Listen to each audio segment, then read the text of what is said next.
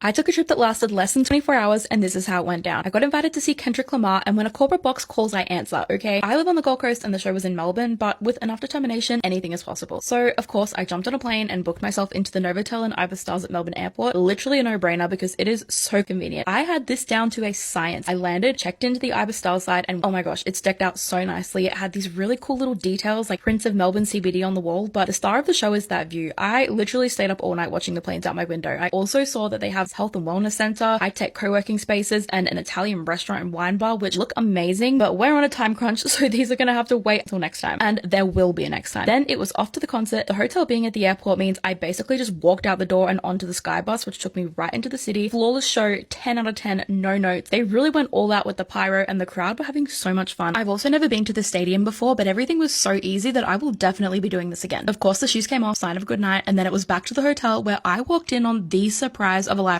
And no, it wasn't the beautiful Christmas tree, but it was a framed picture of Kendrick Lamar, a framed picture that the hotel had put in my room for me because they knew I was going to the show. The attention to detail is just chef's kiss. It was a late night, so I said goodnight to Kendrick and enjoyed a nice sleep. Being literally at the airport meant I didn't leave the hotel until like 15 minutes before my plane was meant to board. Risky move, I don't want to talk about it. I packed up my things and headed down to breakfast. They had thought of everything. I especially loved the fresh juice bar, and the hotel wraps around this green space, which is just so relaxing to look at. On my way out, I stopped in at the Small Holdings to try their gingerbread latte, and if you couldn't tell by my obsession with the tree, I love Christmas, and it just tasted so Christmassy I could cry. I got the rest to go so I could enjoy it while I walked my whole 3 minutes back to the airport, and then it was onto the plane and back home. Staying at this hotel was the move of the century, and I can't wait to do it all again next time. Bye!